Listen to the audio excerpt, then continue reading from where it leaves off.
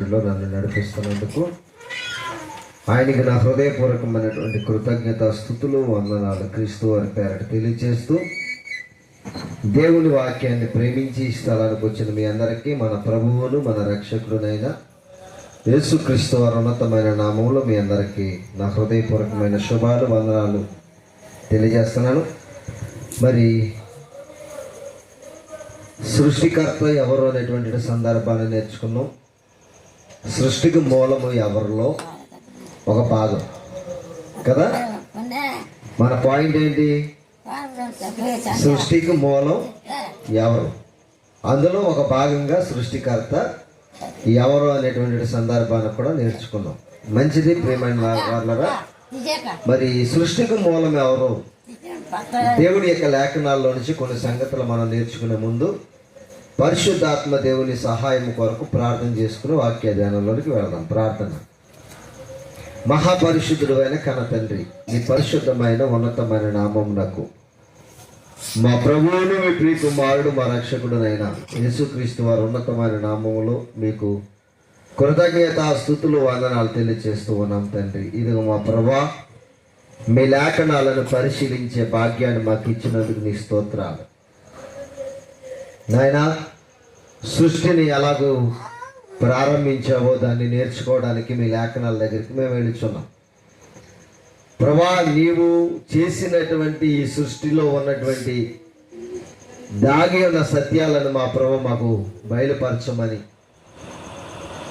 నిలబడిన మీ దాసునికి సమయోచితమైనటువంటి జ్ఞానమును, పరిశుద్ధాత్మ దేవుని ప్రేరణను, మీ మాటలు చెప్పగలిగినటువంటి సామర్థ్యమును మీ దాసునికి మీరు అనుగ్రహించండి.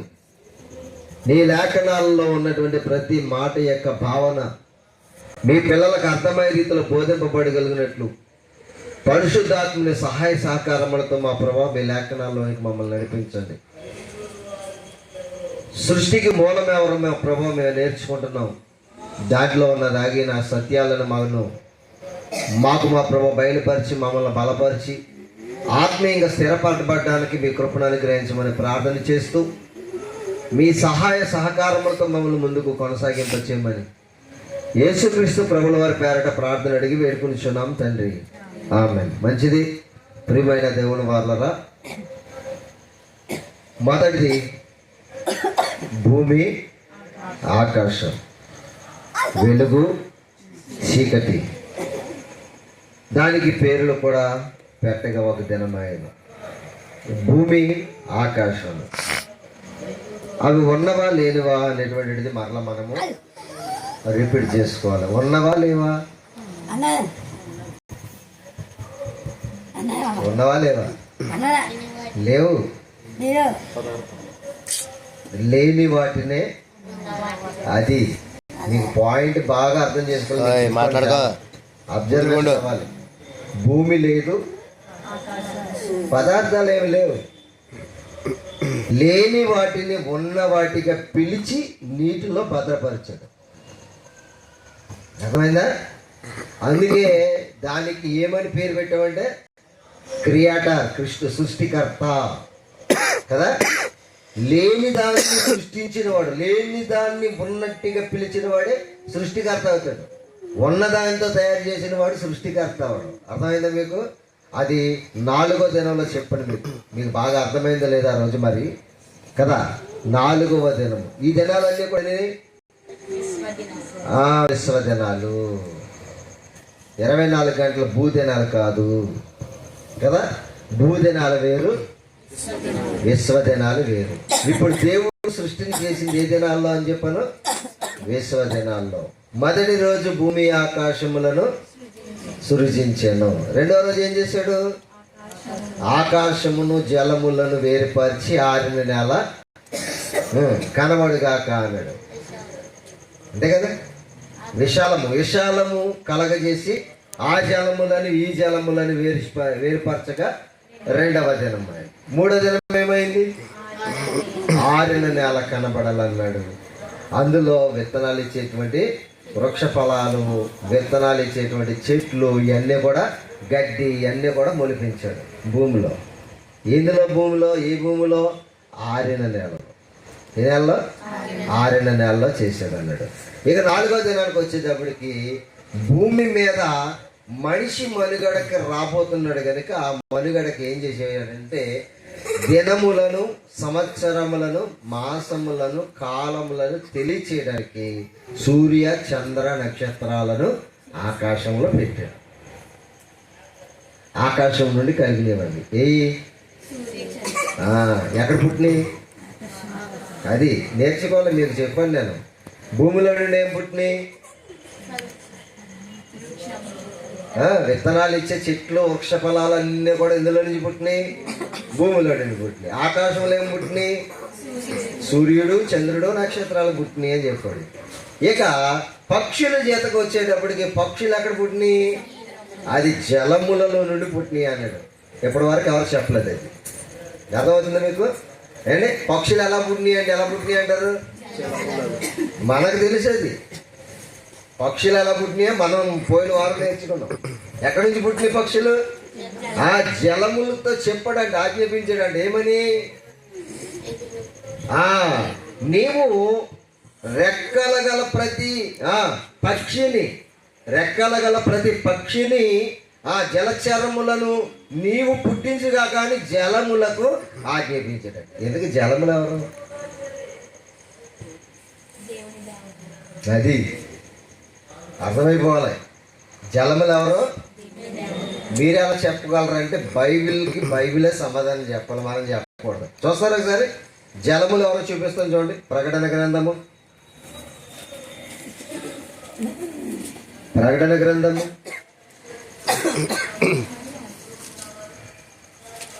ఎంతమ్మా? 16వ అధ్యాయము 6వ వచనం. రైట్. దీనికి వారు పాత్రులే, నీవు ఎలాగూ తీర్చితివి గనుక నీవు న్యాయవంతుడు అని జలముల దేవదూత చెప్పగా వీటిని. జలములు ఎవరు? దేవదూతలు. ఆకాశం ఎవరు? ఎవరు? అగ్ని ఎవరు? తెలుసు మీకు? మీకు చూపిస్తాను ఇవన్నీ. సృష్టిలో ఏంటనుకుంటారు? ఇదంతా చాలా ఇష్టం ఈ బైబిల్ అంటే. చూద్దాం. హెబ్రీలకు రాసినటువంటి పత్రిక చూద్దాం ఒకసారి. హెబ్రీలకు రాసినటువంటి పత్రిక మీరు బాగా ఆలోచించగలిగినట్లయితే 1వ అధ్యాయము, హెబ్రీలకు రాసినటువంటి పత్రిక 1వ అధ్యాయము 7వ వచనం కానికి మనం చదువుకుందాం. తన దూతలను, వాయువులు అంటే ఏంటి? వాయువులు అన్నాడు. వాయువు అంటే ఏంటి? గాలి. వాయువు అంటే ఏంటి? గాలి, ఆక్సిజన్. ఇప్పుడు గాలి అంతా కూడా ఏంటనుకున్నారు? దేవదూతలు. గాలి ఏంటనుకుంటున్నారు? దేవదూతలు. చూడండి ఇంకా కింద ఏమని రాశాడు? తన దూతలను వాయువులుగాను తన సేవకులను అగ్ని జ్వాలలుగాను చేసుకున్నాడు.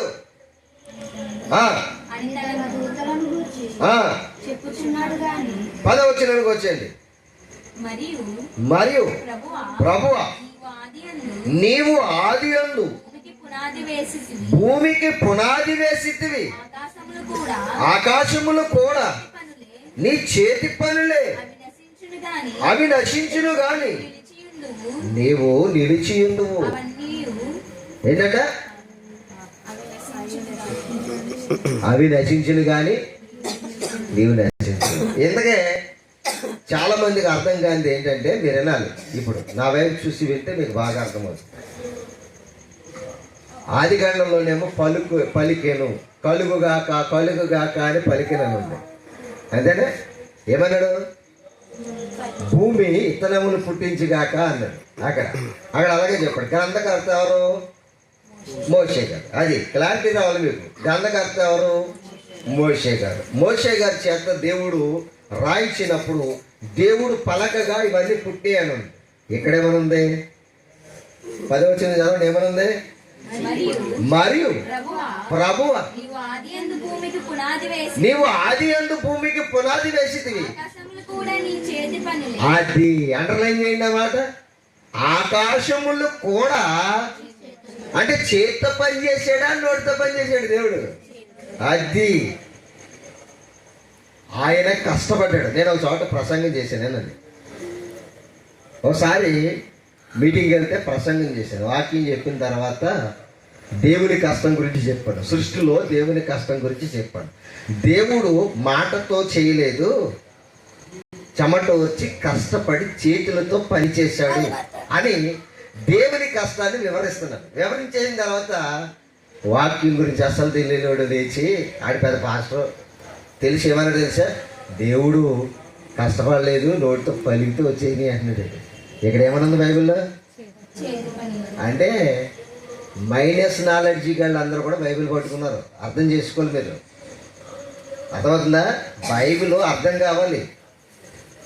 అర్థం కాకుండా ఎలా పడితే అలాగా మాట్లాడేసి దేవుని గొప్పతనాన్ని తగ్గించకూడదు. చేతి పనులు అన్నాడా, నోటితో పలికాడన్నా?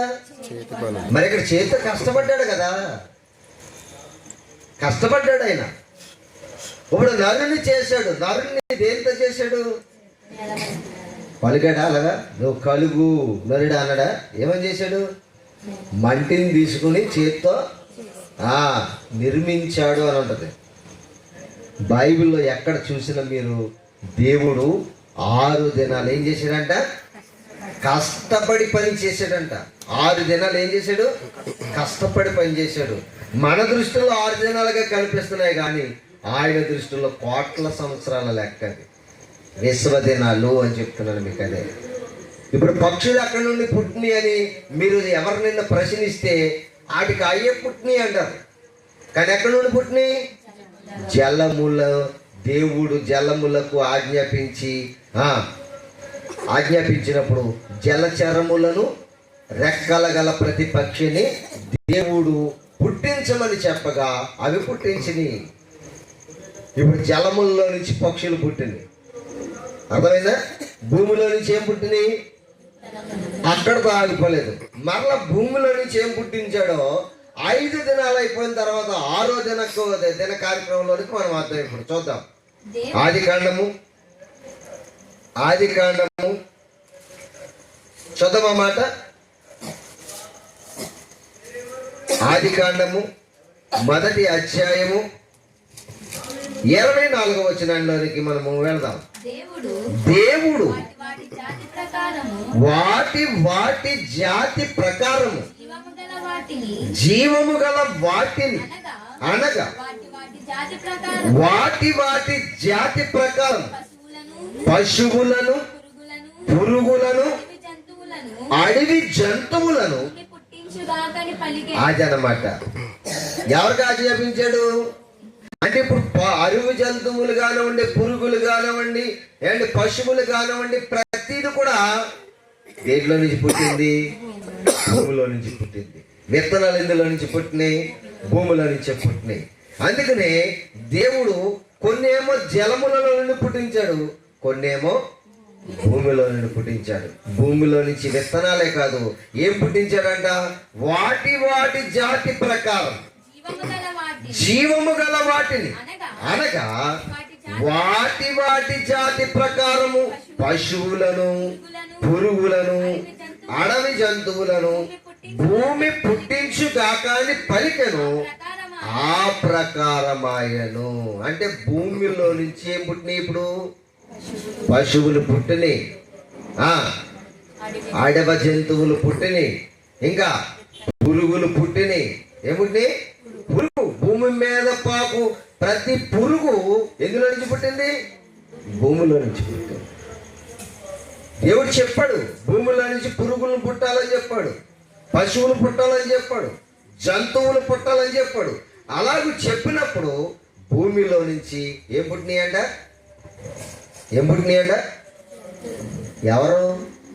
ఎవరు చేశారు? ఇది సృష్టికర్త చేశాడు. ఏంటి అని అంటే లేని వాటిలో నుంచి ఉన్న వాటిగా పిలిచాడు. జంతువులు ఉన్నాయి, అప్పుడు లేవు. ఎందులో నుంచి పిలిచాడు? భూమిలో నుంచి రావాలన్నాడు. అంతే. భూమికి ఆజ్ఞాపించాడు, నీలో నుంచి జంతువులు రావాలి, నీలో నుంచి పశువులు రావాలి, నీలో నుంచి పురుగులు రావాలి అని ఆజ్ఞాపించాడు. ఆజ్ఞాపించగానే లేనివి భూమిలో నుంచి పుట్టుకుని వచ్చాయి. దాన్నే దేవుడు సృష్టికర్త ఎవరు అని సందర్భాన్ని గమనించాడు. చూసారా, సృష్టికర్త ఎవరు?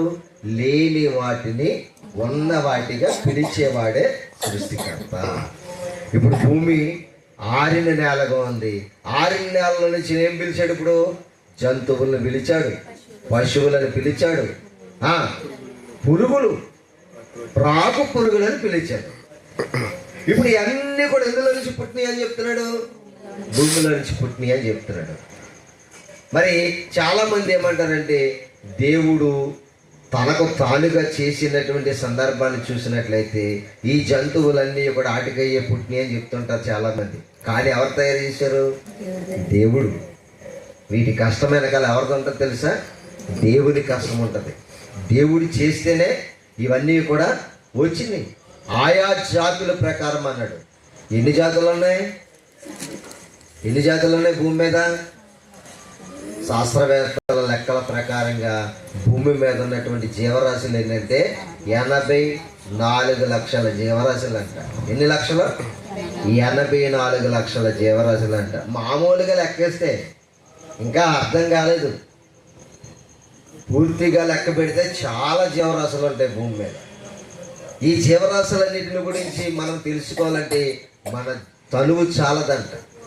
అందుకని దేవుడు ఉన్న దాంట్లో మనము మన చిన్న జీవితాన్ని దేవుని కొరకు ఎలా బ్రతకాలో నేర్చుకోవాలి. అది నేర్చుకుంటే ఇవన్నీ ఎందుకు చేశాడో మనకు అర్థమైపోద్ది. కింద వచ్చిన వాళ్ళకి రండి, ఏమని రాస్తున్నాడు అక్కడ? దేవుడు ఆయా జాతుల ప్రకారం అడవి జంతువులను ఆయా జాతుల ప్రకారం పశువులను ఆయా జాతుల ప్రకారం నేలను ప్రాకిన ప్రతి పురుగును. ఇందాకేమో పలికేను వచ్చాను అని ఉంది భూమిలో నుంచి. ఇక్కడేమన్నాడు? అదనమాట. చూసారు ఎంత డిఫరెంట్ ఉందో? అక్కడ భూమి పుట్టించుగాక అన్నట్టుగా ఉంది. ఇక్కడ కిందకు వచ్చేటప్పటికి ఏమనుంది? చేతితో పని చేశాడు ఆయన. దేవుడు ఏం చేశాడు? ప్రతి జంతువుని భూమిలో నుంచి తయారు చేశాడు. పిలిస్తే వచ్చేసినాయి అనుకోకండి, డెఫినెట్ తెలుసుకోవాలి మీరు. అక్కడేమో పైనేమో భూమి పుట్టించుగా కానగానే భూమి పుట్టించినట్టుగా కనిపిస్తూ ఉంటుంది. కిందకు వచ్చేటప్పటికి దేవుడు ప్రతి పురుగును, ప్రతి పక్షిని, ప్రతి జంతువుని, ప్రతి పశువును డిజైన్ చేశాడు. చూసారా, గేదెలు ఒక రకంగా ఉంటాయి, ఆవులు ఒక రకంగా ఉంటాయి, పులులు ఒక రకంగా ఉంటాయి, సింహాలు ఒక రకంగా ఉంటాయి, లేడులు ఒక రకంగా ఉంటాయి, దుప్పులు ఒక రకంగా ఉంటాయి, ఎలుగుబంటులు ఏనుగులు ఒక్కొక్క రకంగా ఉంటాయి. చూసారా, ప్రతి జాతిని దేవుడు ఏం చేశాడంట? డిజైన్ చేసి తయారు చేశాడు. ఎందుకంటే మనం వెళ్తాం అప్పుడప్పుడు, ఏ పార్క్కి వెళ్తూ ఉంటారు మనుషులు? ఎక్కువగా జూ పార్క్కి వెళ్తూ ఉంటారు. ఎందుకనంటే అడవిలోకి వెళ్తే మనం చూడలేం కనుక, పార్కులోకి వెళ్తే చక్కగా అవన్నీ కూడా బంధించబడిపోయి ఉంటాయి కాబట్టి ఒరిజినాలిటీని చూసేసి మనం వచ్చేయగలం. ఎందుకని వాటిని బంధించేసి ఉంచుతారు. అదే మనం అడవిలోకి వెళ్ళామనుకో, మళ్ళీ అడవిలో నుంచి తిరిగి రాలేము మనం. ఎందుకంటే అడవిలో ఉన్నటువంటి ప్రతిదీ కూడా క్రూరత్వంతో ఉంటూ ఉంటాయి. ఎందుకో తెలుసా? వాటికి నివాస స్థలం అది, మనకి నివాస స్థలం ఇది. ఎవరి కేటగిరీ వాటికి దేవుడు నియమించేసాడు. అవి నైట్ ప్రయాణం చేస్తాయి, మనము పగల చేస్తాం. ఎవరిచ్చారు ఆ ఆజ్ఞ? దేవుడిచ్చాడు. చూస్తారా బైబిల్లో నుంచి? మీకు చూపిస్తాను అన్నమాట. కీర్తనల గ్రంథము, కీర్తనల గ్రంథము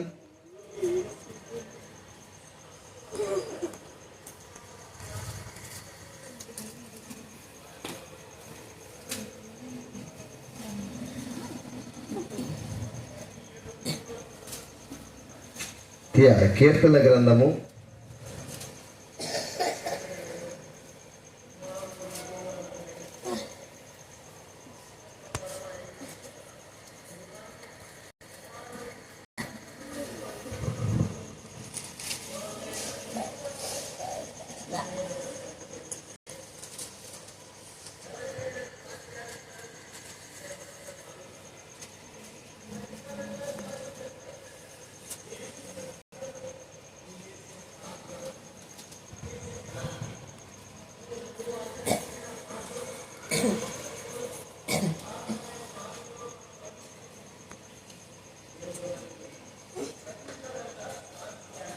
దొరికిందా? కీర్తన గ్రంథము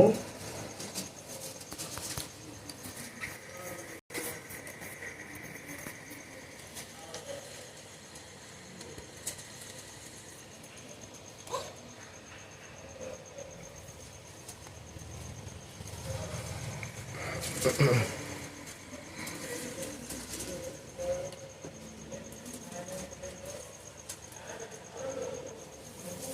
మరి జంతువులన్నీ కూడా వాటి వాటి క్రమం ప్రకారంగా దేవుడు చెప్పినట్టుగా రాత్రి వేళల్లో అవి వెళ్ళి నివాస స్థలములలో గృహాలలో దాక్కుంటాయంట. ఎందుకు దాక్కుంటాయంటే దేవుడు అంటున్నాడు, పగలు మనుషులు పని చేసుకోవాలి కనుక వాటికి రాత్రి కాలపు సమయాన్ని ఏర్పాటు చేశాడు. మనుషులకేమో పగటి కాలము ఏర్పాటు చేసినట్టుగా బైబిల్లో దేవుడు మనకి చూపిస్తూ ఉన్నాడు. చూద్దాం ఒక మాట.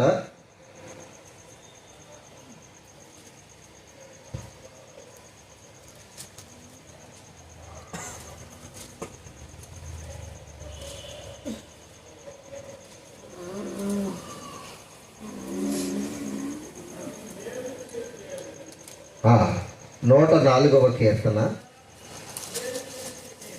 గ్రంథము 104వ కీర్తన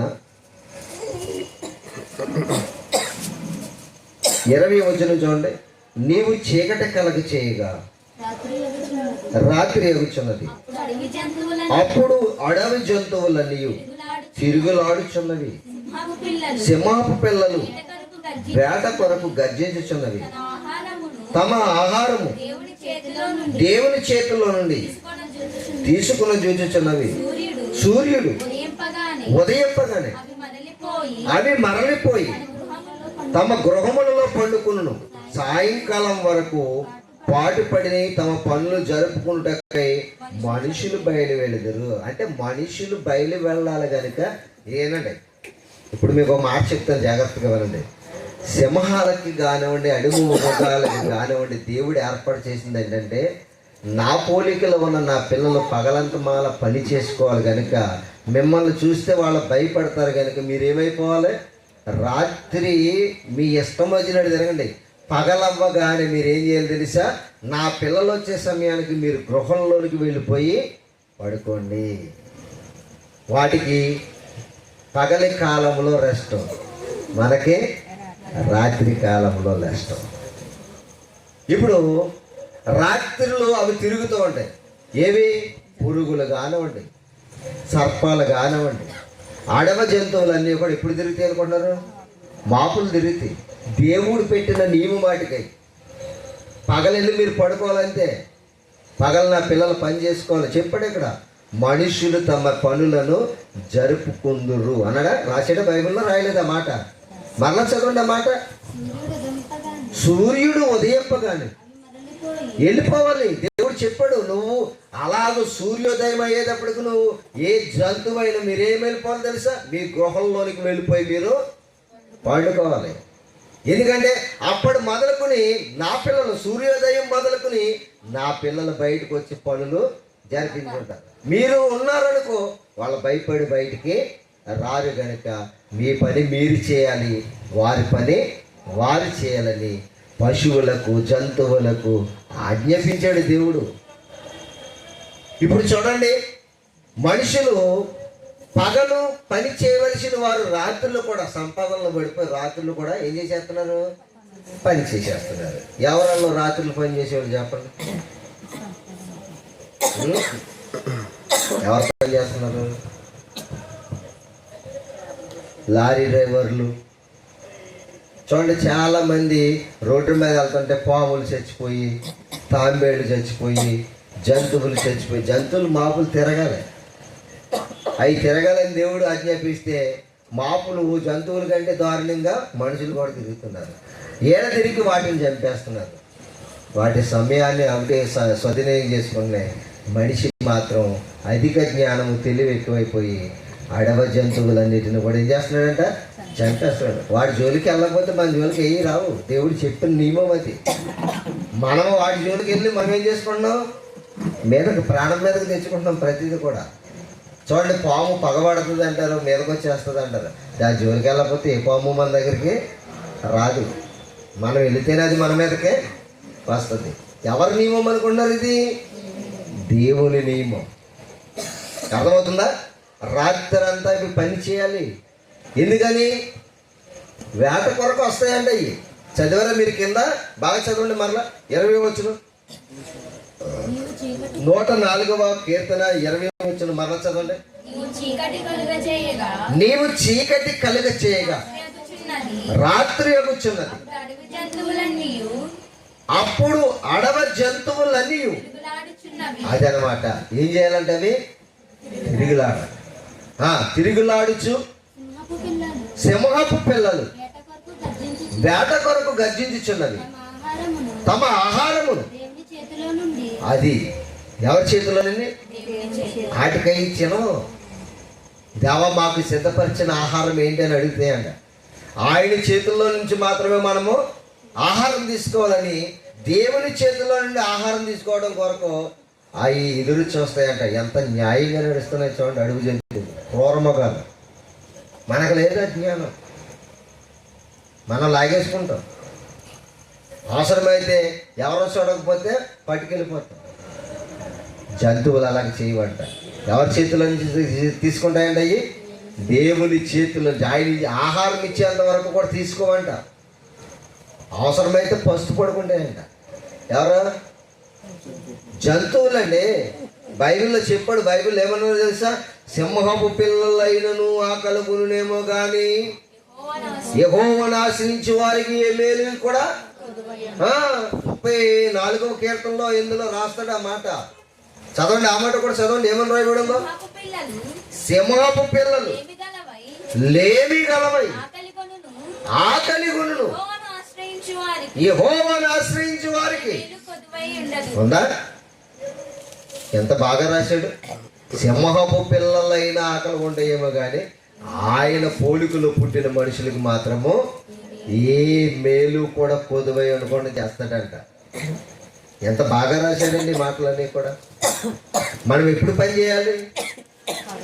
పగల పని చేయాలి, రాత్రి జంతువులు పని చేయాలి.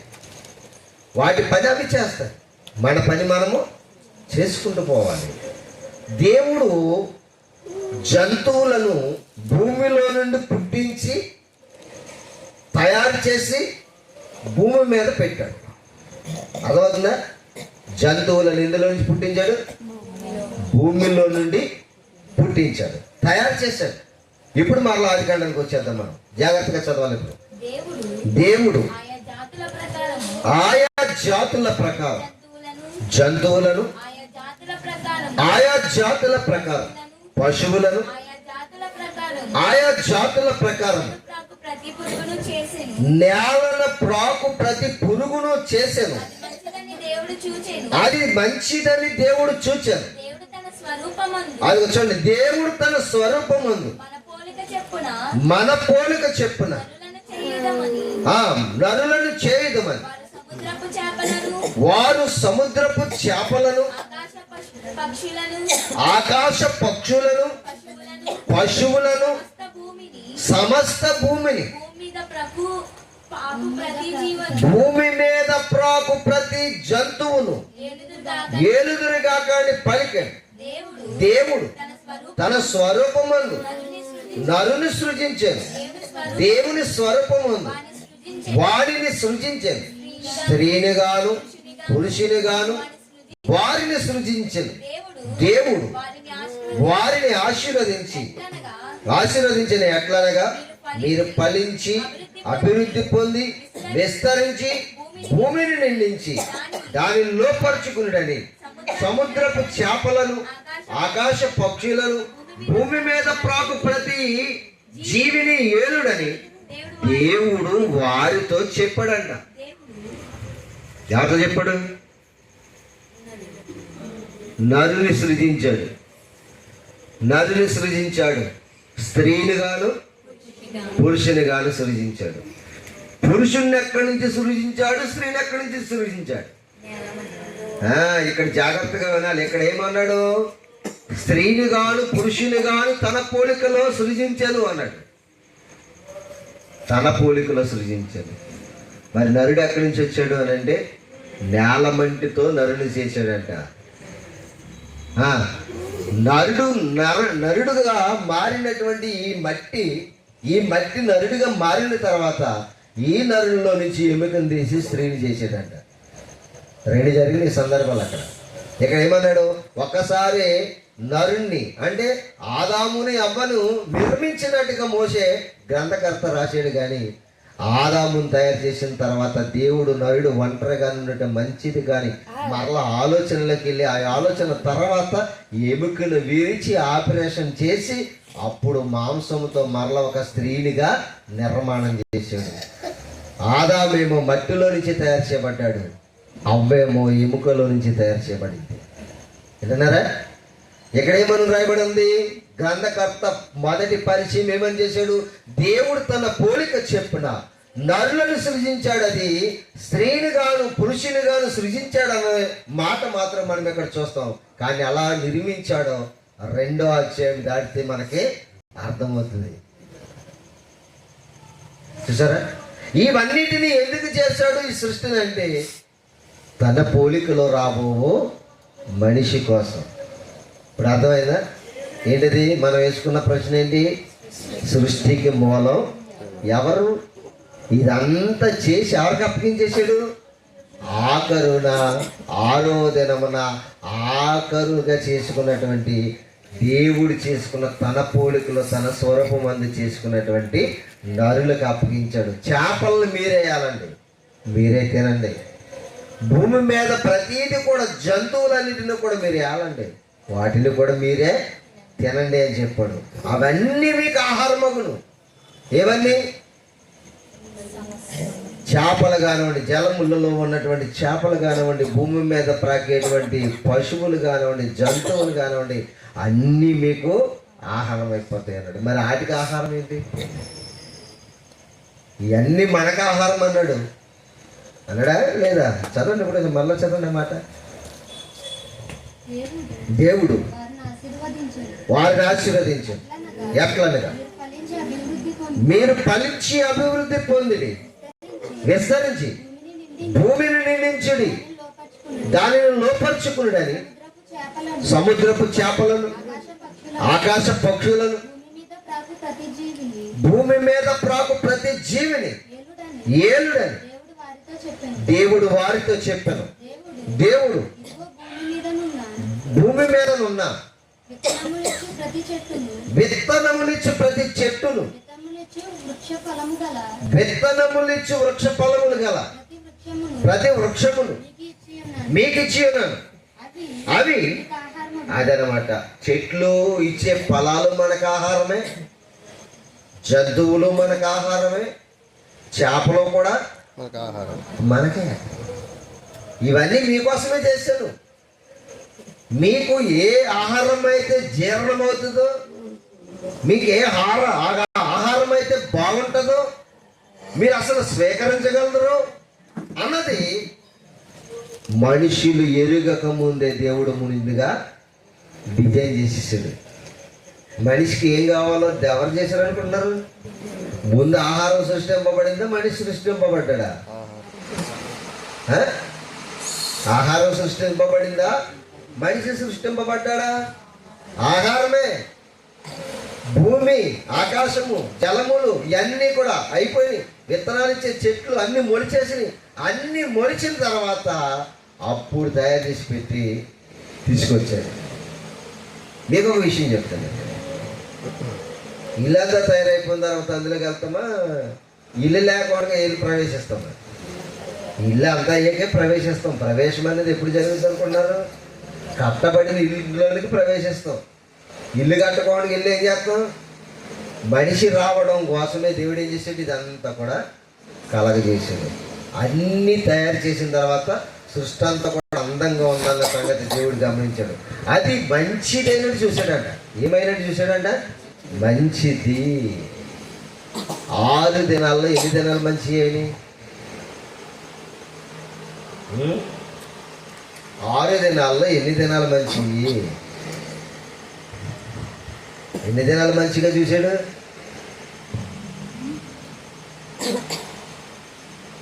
మొదటి దినం మంచిదన్నాడా చెడ్డదన్నాడా? రెండో దినం చెప్పలేదు, చూడలేదు దాన్ని. అది మంచిదే కాదని కాదు, కానీ అది మంచిదైనట్టు చూడలేదు దేవుడు. రెండో దినాన్ని మంచిది అని చెప్పలేదు, చూసినట్టుగా కూడా చెప్పలేదు. మరలా మూడో దినం కాడించి కంటిన్యూ చేసుకుంటూ వస్తే 5 దినాలు దేవుడు ఏం చెప్పాడంటే మంచిది అన్నాడు. ప్రతీది కూడా మంచిది అని చెప్పాడు. మంచిది అని చెప్పాడు. ఎవరికి మంచిది? దేవుడిగా. ఎవరికి? మనిషికి మంచిది. ఎవరికి మంచిది? మనిషికి మంచిది. చాలామంది తల్లిదండ్రులు బట్టలు కొంటారు, ఇది బాగుంటుంది అని ఎవరు డిజైన్ చేస్తారు? తల్లిదండ్రులు డిజైన్ చేస్తారు. ఇది మన పిల్లకు బాగుంటుంది, బాగుంది, ఇది మంచిది ఇది అని డిజైన్ మనం చేసుకుంటాం. ఇది వేస్తే బాగుంటుంది, ఆ అమ్మాయి వేసుకుంటే లేకపోతే ఆ అబ్బాయి వేసుకుంటే బాగుంటుంది. ఎవరు ఆలోచన ఇది? ఎవరికి మంచిది? అది చాట్ చేసేటువంటి తల్లిదండ్రులుగా, వేసుకునే బిడ్డగా. అదనమాట. ఇప్పుడు మంచిది అని దేవుడు చెప్పాడు. ఎవరికి మంచిది? సృష్టిలో చేయబడినటువంటి మనిషికి మంచిగా ఉంటుందని చేశాడు. అన్నీ మంచి చేశాడు, కానీ మనిషే చెడిపోయాడు. అన్నీ మంచిగా చేశాడు దేవుడు, మనిషి ఏమైపోయాడా? చెడిపోయాడు. ఇప్పుడు దేవుడికి ఏం కలిగింది అనుకున్నారు? తర్వాత అధ్యాయులకు మనం వెళ్తాం. ఇప్పుడు ఎన్ని దినాలు అయినాయి మనకి? కిందకి చదవండి.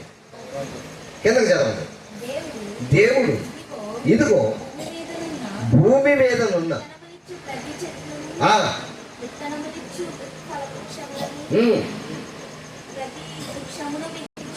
మీకు ఇచ్చి ఉన్నాను, అవి మీకు ఆహారమగును.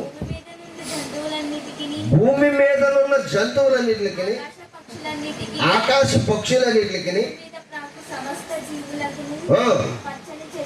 పచ్చని చెట్లు ఆహారమగునని పలికెను. ఆ ప్రకారమైన దేవుడు తాను చేసినది యావత్తును చూచినప్పుడు అది చూడండి, చాలా మంచిది అనిపించిందంట. యావత్తును చూశాడంట. మనం కూడా ఇల్లు కట్టుకున్నాం అనుకోండి, ఏం చేస్తాం? అంత మాట చూసుకుంటాం.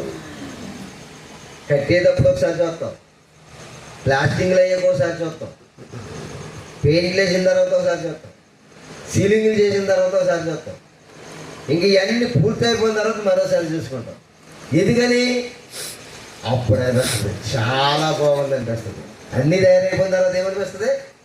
చాలా బాగుంది. ఇప్పుడు సృష్టి అంతా కూడా దేవుడు చేసేసిన తర్వాత ఏమనిపించింది ఆయనకి? చాలా బాగుంది. ఎవరికి? నా పిల్లలు ఉండటానికి చాలా బాగుంది అనిపించింది దేవుడికి. దేవుడికి కాదు, ఎవరికే? ఇప్పుడు వీళ్ళు ఎవరికి కడతారు? పిల్లలకి కదా.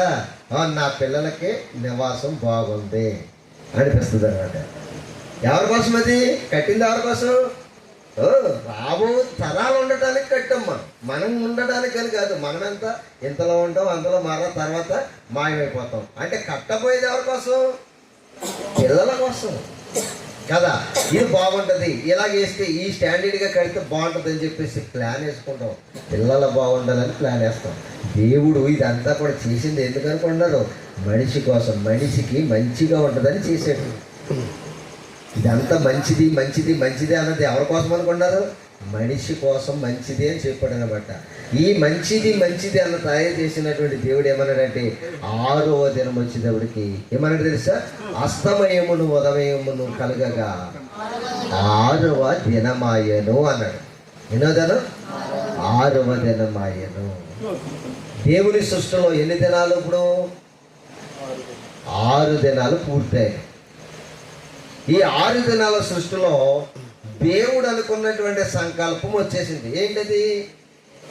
సృష్టికి మూలం ఎవరు అంటే మనుషుడు. ఇంత విశ్వాన్ని కలగ చేయడానికి ఎవరు అనుకున్నారు? కారణం ఆదాము. ఇద్దరేనా? ప్రారంభం ఇద్దరేనా? ఎక్కువ మంది పుట్టారా? ఇద్దరే. మొదటి మానవుడు ఆదాము, ఆదాములో నుంచి వచ్చిన స్త్రీయే అవ్వ. వీళ్ళిద్దరి నుండే భూమి మీద ఉన్నటువంటి సంతానం అంతా కూడా విస్తరించబడింది. కొన్ని వందల ఆ జంటలు తయారు చేయలేదు దేవుడు. మొదట్లో ఒక జంటనే తయారు చేశాడు. ఆ ఒక జంటలో నుంచే భూమి మీద జనమందరూ కూడా ఇప్పుడు ఎన్ని వందల మంది ఉన్నారనుకున్నారు? 800 కోట్ల జనాభా ఉన్నారు. 800 అంటే 850 కోట్ల జనాభా ఉన్నారు భూమి మీద, ప్రపంచవ్యాప్తంగా జనాభా లెక్కల్లో. చూసారా, మన తరాలకు ముందు ఎన్ని తరాల్లో ఎన్ని కోట్ల మంది చనిపోయి ఉంటారు. ఇదంతా కూడా మనం ఆలోచన చేస్తే ఇదంతా ఎందుకు చేసాడు అనుకుంటున్నారు? దేవుడు మనిషి కోసం చేశాడు అనమాట. ఇప్పుడు భూమిలో ఉన్నటువంటి ఆకాశము భూమి అయినా గతించిపోతుందేమో కానీ దేవుడు మాత్రం ఎప్పుడు కూడా గతించిపోడంట. దేవుని మాట కూడా ఎప్పుడు గతించిపోదంట. అందుకని మనం గతించిపోతాము కానీ దేవుని మాట మాత్రము గతించిపోదు. ఇప్పుడు 6 దినాల్లో ఆఖరిగా నిర్మించింది ఎవరినంటే మనిషిని నిర్మించాడు. అంటే అంతా కట్టేసిన తర్వాత ఆ కట్టిన ఇంటిలోనికి దేవుడు తన కుమారుడైనటువంటి ఆదాముని ప్రవేశపెట్టాడు. ఆదాముకు మంచిగా ఉండటం కోసం ఇవన్నీ చేశాడు. ఇంకో విషయం చెప్పేసి నేను ముగించేస్తాను, జాగ్రత్తగా ఆలోచన చేయండి. ఆదాముకి ఏం కావాలి అని అంటే జంతువులు చూసి ఆనందించాలి. ఏం చూసి? భలే ఉన్నాయి అనిపించాలి. అందుకే ఏదైనా తోటలో ఏమున్నాయి? ఏదైనా తోటలో ఏమేమి ఉన్నాయి? జంతువులు ఉన్నాయి, పక్షులు ఉన్నాయి, జీవరాశులు అన్నీ కూడా అందులో ఉన్నాయి. జలములు, అందులో నుంచి నదులు ప్రవహిస్తూ ఉంటే ఆ నదుల్లో ఉన్నటువంటి చేపలు కూడా అందులో ఉన్నాయి. ఇవన్నిటిని చూస్తూ ఆదాము ఆనందంగా బ్రతుకుతున్నాడు. ఆనందంగా బ్రతుకుతున్నటువంటి ఆదాము జీవితంలోనికి తర్వాత ఎవరు ఎంటర్ అయ్యారో మీకు తర్వాత కాలంలో చెప్తాను. ఎపిసోడ్ ముగిసిపోయింది. ప్రార్థన చేసుకుందాం. ప్రార్థన.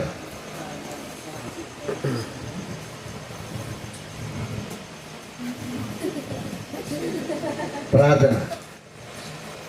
మహాపరిశుద్ధుడైన కన్న తండ్రి, నీకు వందనాలు, స్తోత్రాలు. ఈ రాత్రికాల సమయంలో కొన్ని నిమిషాలు మీ మాటలు ధ్యానించడానికి ఇచ్చిన అవకాశాన్ని బట్టి మీకు స్తోత్రాలు. మీ కూడుకులు ముగించుకుని వారి గృహాలకు వెళుచుండగా నెమ్మదిని సమాధానాన్ని దయచేయండి. విన్న మాట ఏది కూడా వ్యర్థముగా విడిచిపెట్టకుండా 6 దినాల సృష్టిలో ప్రభువా, విశ్వ దినాలలో నువ్వు చేసినటువంటి పనితీరులు మా ప్రభువా, గంధకర్త అయినటువంటి మోషే గారి ద్వారా మాకు రాయించి ఇచ్చిన విధానాన్ని బట్టి నీ స్తోత్రాలు చెల్లిస్తూ ఉన్నాం. మీ లేఖనాలలో దాగి ఉన్నటువంటి సత్యాలను మేము నేర్చుకోవడానికి మమ్మల్ని ఆత్మీయంగా బలపరుస్తున్నందుకు నీ స్తోత్రాలు. వచ్చిన ప్రతి బిడ్డను మీరు పేరు పేరు చెప్పిన దీవించి ఆశీర్వదించండి. నీవు నాకు ఇచ్చినటువంటి భార్యను, ఇతర కుమార్తెను కూడా మీరు జ్ఞాపకం చేసుకోండి. మరి పెద్ద కుమారుడు బలహీనంగా ఉన్నాడని మా ప్రభా బిడ్డకి ఆరోగ్యం దయచేయండి, ఆయుష్ను ఇవ్వండి, స్వస్థపరిచి ఆరోగ్యం దయచేయమని ప్రార్థన చేస్తున్నాం. అలాగే మా ప్రభా మేము చేసేటువంటి పరిచర్యను, సేవను కూడా మా ప్రభా బలవర్తంగా చేయండి. ఎక్కడున్న ప్రతి వారి కుటుంబాలను మీరు బలపరచండి, ఆత్మీయంగా స్థిరపరచండి. ఈ సేవకుడైన నాకు మా ప్రభా జ్ఞానము, తెలివి, వివేచనిచ్చి ఇంకా మీ యొక్క లేఖనాలను సమాజానికి అర్థమయ్యే రీతిలో ప్రకటించడానికి సంయోచితమైనటువంటి జ్ఞానం, దేవా పరిశుద్ధాత్మ దేవుని యొక్క సహాయం, మీ యొక్క మహాజ్ఞాన సంగతులను చెప్పడానికి కావలసినటువంటి ఆలోచన తెలివిని మా ప్రభు మీ దాసుడైనా కలిగించి నడిపించమని, ఇంకా మీ జ్ఞాన సంగతులు నేర్చుకోవడానికి మీ సహాయాన్ని అనుగ్రహించమని యేసుక్రీస్తు వారి ఉన్నతమైన నామంలో ప్రార్థన అడిగి వేడుకొనిచున్నాం తండ్రి. ఆమెను. ఇప్పుడు మన తండ్రి అయిన దేవుని ప్రేమ, కుమారుడైన యేసుక్రీస్తు వారి యొక్క కృప, ఆదరణకర్త అయినటువంటి పరిశుద్ధాత్మ దేవుని యొక్క అన్యోన్య సహవాసం ఇప్పుడు సదా మనకు సకల పరిశుద్ధులకు ప్రార్థించబడిన అంశములన్నీ నెరవేర్చబడకు సదా తోడే నడిపించుడు గాక. ఆమె అందరికీ హృదయపూర్వకమైన వందనాలు. All of you God bless you.